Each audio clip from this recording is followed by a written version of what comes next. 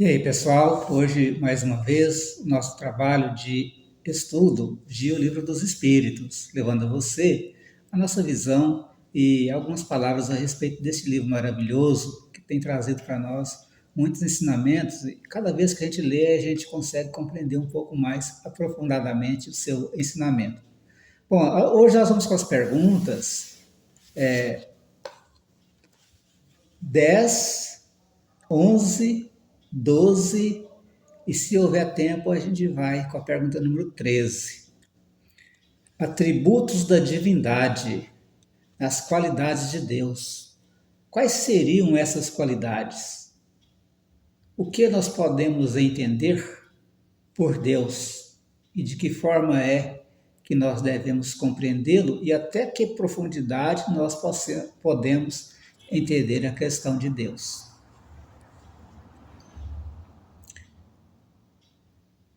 A pergunta número 10.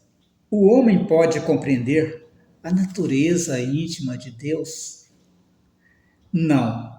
É um sentido que lhe falta. Para começar então a conversar a respeito desse tema, Kardec já fez aí, antes dessa pergunta, 9 perguntas. O que é Deus, né, que se pode entender a respeito dessas questões. E agora traz a pergunta se o homem pode compreender a natureza íntima de Deus. Primeiramente, nós somos seres que fomos criados por Deus. Eu diria assim, como pode, por exemplo, um computador que foi criado pelo homem entender a natureza íntima do homem, que tem emoções, que é muito mais complexo. Assim nós devemos pensar em relação a Deus. É muito mais complexo do que a gente imagina. Hoje até avião está passando para fazer barulho. Então é muito mais complexa essa questão de Deus, de intimidade de Deus. Para nós, homens que não sabemos exatamente o que é amar, né, quais são os sentimentos mais profundos do ser humano, nós vamos entender que ainda somos muito pequenos em relação à nossa inteligência, à nossa capacidade emocional para entender essa questão de um ser criador. Esses dias eu estava observando um cientista, né? E eles têm trazido assim uma forma de ver essa questão de Deus, alguns com muito pieguismo, né? Com muita sarcasmo, porque muitos deles entendem então que Deus seria aquilo que as pessoas compreendem e entendem de Deus, aquilo que eu entendo, que você entende, qualquer um de nós entende. Agora tem um gatinho aqui. Então, a gente por entender Deus assim, o cientista vê as pessoas de forma ridícula, né? Porque cada um vê Deus de uma forma, por causa da nossa compreensão. E ele, por achar que sabe muito, ele acaba abdicando de saber mais, né? Porque Deus é um estado de compreensão. Quanto mais a gente compreende, quanto mais a gente cresce, a gente aprende, mais profunda, né, fica essa ideia de Deus. Bom, agora vem a pergunta número 11. Um dia será dado ao homem compreender o mistério da divindade? Quando o seu espírito não estiver mais obscurecido pela matéria e pela sua perfeição, estiver próximo dele, então ele o verá e o compreenderá. Vou ler aqui a observação de Kardec para depois eu comentar. A inferioridade das faculdades do homem não lhe permite compreender a natureza íntima de Deus. Na infância da humanidade, o homem o confunde, frequentemente, com a criatura, da qual lhe atribui as imperfeições. Mas à medida que o senso moral se desenvolve nele, seu pensamento penetra melhor o fundo das coisas e dele faz uma ideia mais justa e mais conforme a sã razão, embora sempre incompleta. Está aí a explicação, né? Por que os cientistas veem com desdém as pessoas que acreditam em Deus. Falta-lhes um sentido, né? Falta-lhes uma compreensão, falta-lhes um certo grau de humildade para entender a questão. Lembrar que Deus, embora a gente não acredite, embora às vezes os cientistas não acreditem, o mundo inteiro, às vezes, hoje, né? Hoje está um movimento aí muito grande para retirar Deus, né, das instituições, das pessoas. Ainda assim, Deus continuará existindo, né? Essa inteligência suprema que criou tudo o que está ao nosso redor, que está criando, eu acredito ainda, porque sendo criador, acho que Deus não pararia de criar, né? Não faria tira férias, né? É isso. Então, gente, a matéria a qual nós estamos envoltos, o nosso corpo físico, as energias da matéria, elas são muitas vezes empecilhos, né? Tipo uma nuvem que atrapalha a gente compreender Deus. O amor que verte de Deus para nós é imenso, mas a nossa sintonia com esse amor é fraca. E às vezes a gente não compreende, a gente não o sentimos, porque Deus, se você tentar compreender Deus, vai entrar no emaranhado de perguntas e vai se perder num labirinto sem resposta. Então, o certo é a gente tentar sentir Deus, sentir a sua presença. Quando a gente olha a natureza, a perfeição da evolução, por exemplo, dos animais, dos pássaros, né? As flores.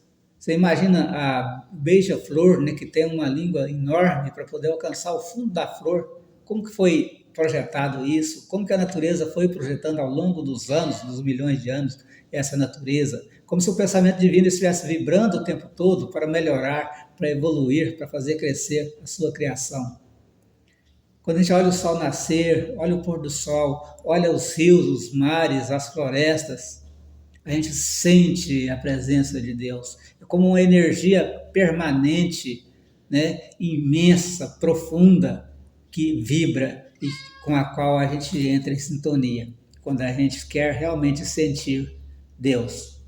Então, vamos primeiro tentar compreender Deus, tentar estabelecer uma compreensão profunda de Deus, porque isso seria difícil para nós, porque é como a galinha, né, tentando compreender o seu zelador, né, aquela pessoa que cuida dela. Nós não temos essa capacidade de entender Deus, né, que nos carrega no colo num planeta cheio de amor, cheio de luz, e a gente que provoca todo o mal, né, que está aqui, todas as guerras, tudo são os seres humanos que provocam.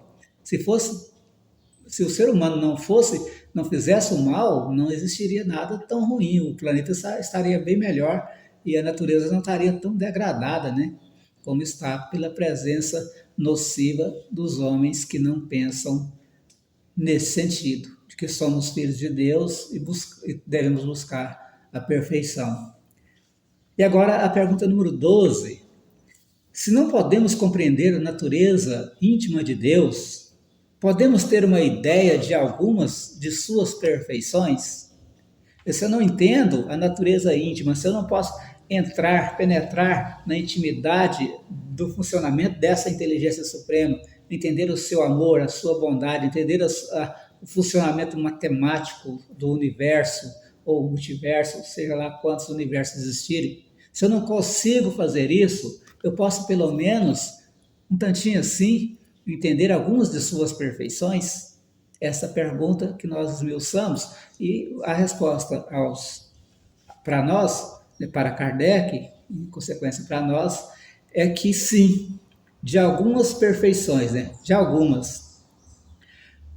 O homem as compreende melhor à medida que se eleva acima da matéria.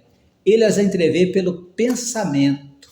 Então, sempre a matéria, sempre essa energia mais grosseira é que atrapalha essa compreensão, né, dessas nuances, dessas qualidades de Deus.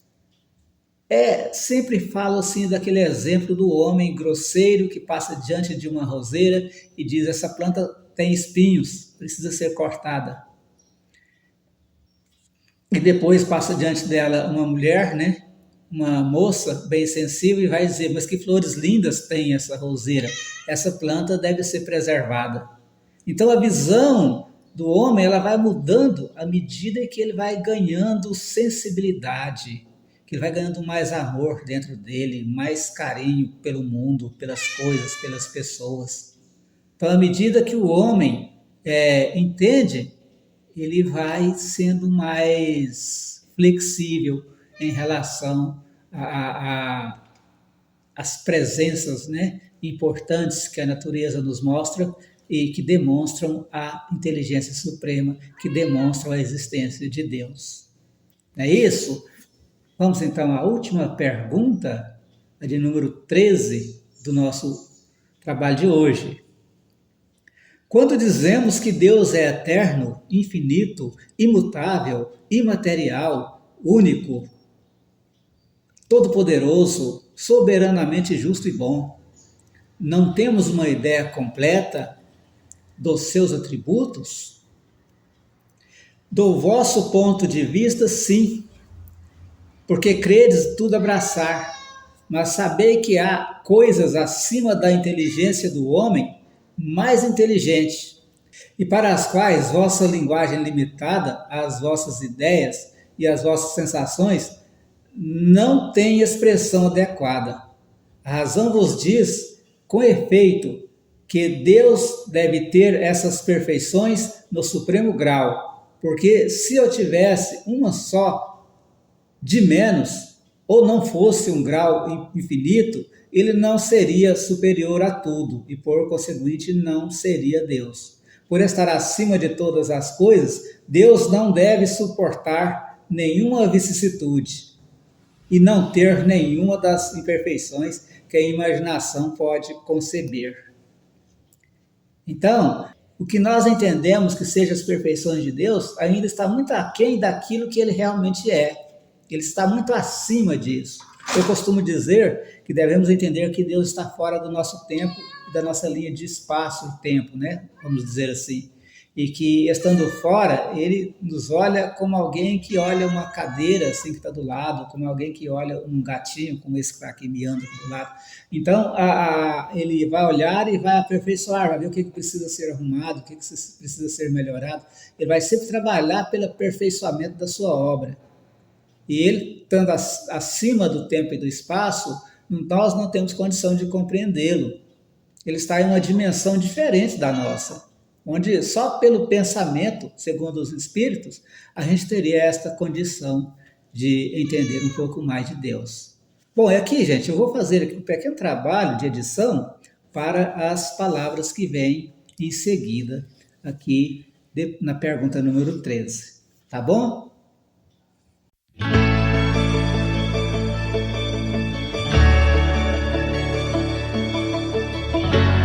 Deus é eterno.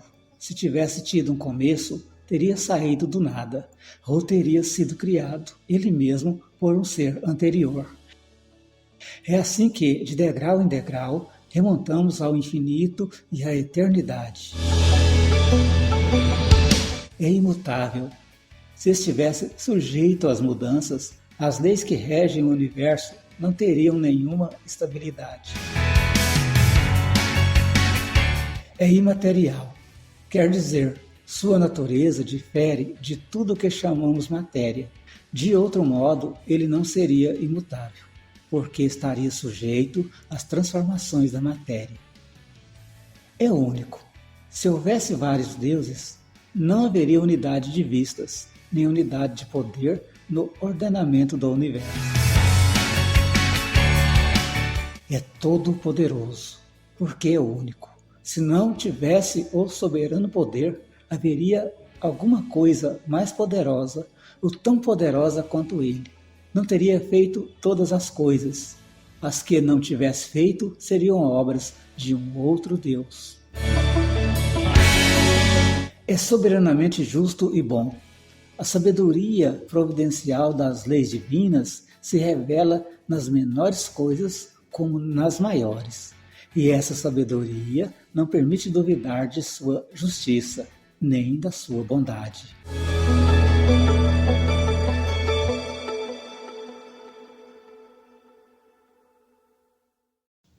Bom, gente, esse foi o nosso trabalho de hoje, o nosso programa de hoje, né? Se der tempo, vai hoje, quinta-feira. Se não der, vai terça-feira. Você vai estar vendo aí no dia que der, né? E a gente agradece aí a visão de vocês, de estar aí sempre com a gente, né? E observando. Eu quero que vocês aproveitem aquilo que entenderem bem, aquilo que não entenderem, procure aqui na obra, né? No livro dos Espíritos, né? É assim, sim. No livro dos Espíritos, ó, para poder entender um pouco mais. Eu não sou professor de ninguém, né, de nada, está trabalhando aqui para divulgar o Espiritismo. E lembrar, gente, que o Espiritismo a gente não pode cercear, né, a liberdade dos irmãos de buscar entender as coisas. Então não é só o Espiritismo que fala dessas ideias. Existem outras doutrinas, outras filosofias que falam, vamos estudar, vamos procurar, vamos fazer aí um estudo, né, um apanhado de tudo, né, para poder, enfim, buscar entendimento e crescer como pessoa, crescer com seu entendimento. Falou, gente? Obrigado, Deus abençoe, ilumine todo mundo. Valeu, tchau.